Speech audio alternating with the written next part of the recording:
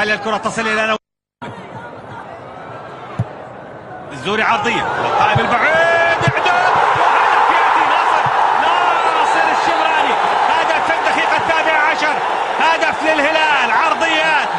العرضيات من الناحية اليمنى واليسرى تثبت الاتصال لناصر الشمراني، وكرة أول أهداف الهلال في دوري عبد اللطيف جميل السعودي للمحترفين يأتي من قبل هداف كبير ولاعب مميز ناصر الشمراني الذي كان هدافا للدوري عام 2008 و2009 و2011 و2012 كمان، سواء مناصفة أو سواء لحاله. هنا يأتي ويدشن أهدافه الأولى الرسمية.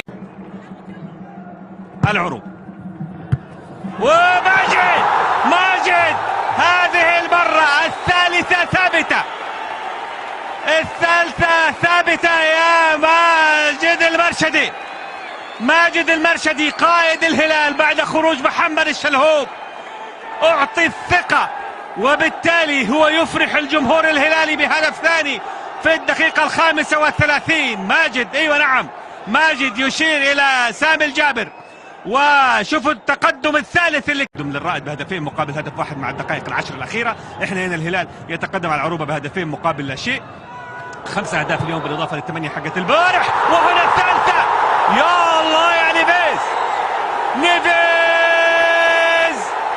تياغو نيفيز يسجل هدف بالعقل، هدف جميل يسجل هدف يعيد ذكريات 3 سنوات مضت، يعيد ذكريات الهلال وجيرتس وذكريات تلك البطولة، بطولة الدوري التي كان فيها سامي الجابر متواجدا طبعا مع الهلال، والتي فيها قدم نيفيز وشارك ويلهامسون وكان